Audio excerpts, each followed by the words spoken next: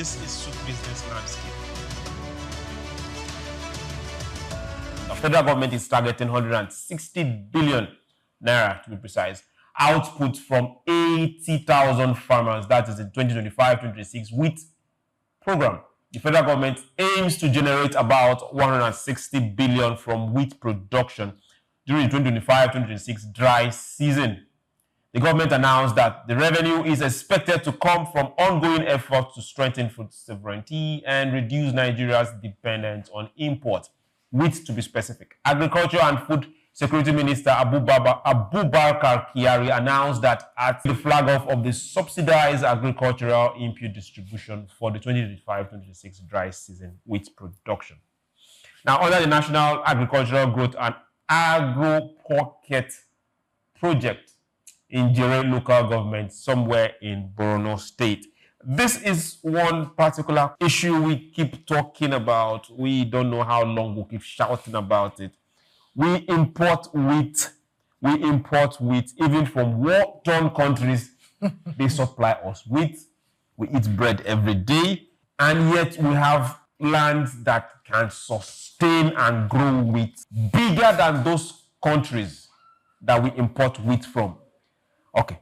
Now we are saying that we are looking forward to 160 billion being generated 2025-2026 dry season. Beautiful. Who should we hold accountable if they don't hit this target? That is where we should be going to now. All right. So I quickly did a bit of analysis. Nigeria consumes about 5 million metric tons of wheat annually, and only 5 to 10% of that is produced locally. So Nigeria spends like over $2 billion yearly on wheat imports. And it's wheat alone. Just wheat alone. Conservatively. Now, this is for those documented data. What about the undocumented data? Even with this amount, 2 billion. Now imagine if, and it says it's just 5 to 10% that is produced locally. So imagine if we're actually producing it. Now, you said who should we hold accountable? How do we even begin to hold anybody accountable when there are still underlying factors like insecurity? We always go back to insecurity. This is the excuse that the person we should hold responsible will go to. It's because of insecurity, that's why we didn't farm wheat. But yet, year in, year out, we get to see a whole lot of budget put down and money disbursed for, in quote, wheat farmers that we don't know where they're coming from. Now they're telling us 80,000 wheat farmers. If we have 80,000 wheat farmers, should we not be exporting wheat?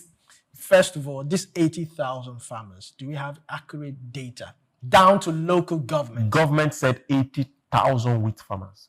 The Minister of Agriculture and Food Production and Security said 80,000 wheat farmers. Now, who gave him that data? Well, whoever gave him that data, fine. I'm always up for audit, review, assessment. 80,000 farmers. So every quarter, we should be having some form of assessment. What is going on? How much has been disbursed to these farmers? What is it like? Inspections should be carried out. That's why I said down to local government. And since local government do not even have website, for instance, I mean, it's a whole different game. So how will we be able to monitor these farmers? Because the best way to monitor is through local governments. These local governments, they know where these farms are. They can go there, easily access these farmers, go to their farms, and be sure that there's no middleman or middle this or that is coming to collect this and saying, oh, we have 80,000. So where is the data coming from? And, if we're truly moving towards e-governance, all these things is something that I can go on the website and check. You don't need to hold anybody accountable. You don't need to hold any minister. You can fill up data when it comes to systems. We are more interested in seeing the farms and the harvest.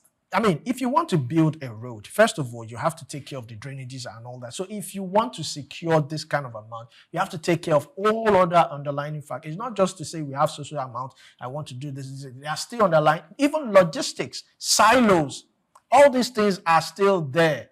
And, well, you are saying we should be exporting.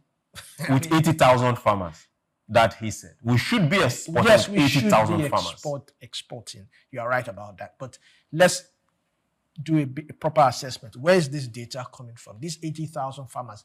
is there, okay, this is SOUQ, so this is Olumide, this is this is that. These are all, they reside in this particular community, they reside in this local government area. This is where they are coming from. This is what they harvest annually. All this should be gotten before such statements should be made. Mukhtar, I need your take on this, because these are really topics that it gets hot and heated on this table. We talked about, that's our first story. We're looking at states that can't pay pensions, that have not paid pensions, that have refused to pay pension, and we're looking at their pension and gratuity far more than they generate as a state. Now we're also seeing this same states, they have lands that can really grow agricultural products that can hold this country up there, both internally consumption and for export. And now we are seeing another rhetoric, another narrative of 80,000 farmers for wheat that we import over 95% into this country. Same thing happened to all other sub-Saharan African countries. Why are we not serious about this? And where are these data coming from? I think our agricultural sector is lacking behind because government is trying to scale it through socialism. So what do I mean? Administrations after administrations, they apply the same strategy and we get the same results. During the time of the last administration, late President Muhammadu Buhari, they gave a lot of farmers loans, especially in the north. And when they were doing the review, they found out that over 20,000 farmers in the north did not invest the funds they got into farming. A lot of them used the money to get second wife or third wife or fourth wife. That's one. CBN in the same administration under Mr. Emefiele gave out money to some farmers too. When that was probed, we found out that most of the people that got the money are not even farmers. They are just politicians and their cronies. They just submitted names. It's almost like they just went to the Senate and they got the senators to submit names of their constituents. They are not necessarily farmers, ministers, what have you, and powerful people across Nigeria.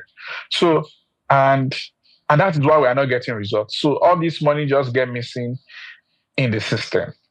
That will for agriculture, for this economy, I will suggest a capitalism approach if government is going to support. So how do I mean? Government should scale farmers based on productivity and compliance with, economy indices and what they want. So I would want government to now say, okay, farmers that register their farms as a company and pay taxes, you now start giving them scaling incentives from land, not necessarily dashing them the land. Maybe like give them free lease on the land for like 10 years or 15 years that can be reviewed by subsequent administration to see if you are not using the land for what it's meant for. Because Nigeria is a place where we can even see people selling lands. So we have to be careful with all of these incentives and start giving them money to scale. It does not necessarily have to be even direct money. Could be in form of machineries that they need. We don't need 1 million farmers. We need maybe 1,000 or 2,000 farmers that are major farmers. If we have major farmers that can cultivate 10,000 square meter to 100,000 square meter, one farmer can have that. They can feed an entire state. So we don't need peasant farmers.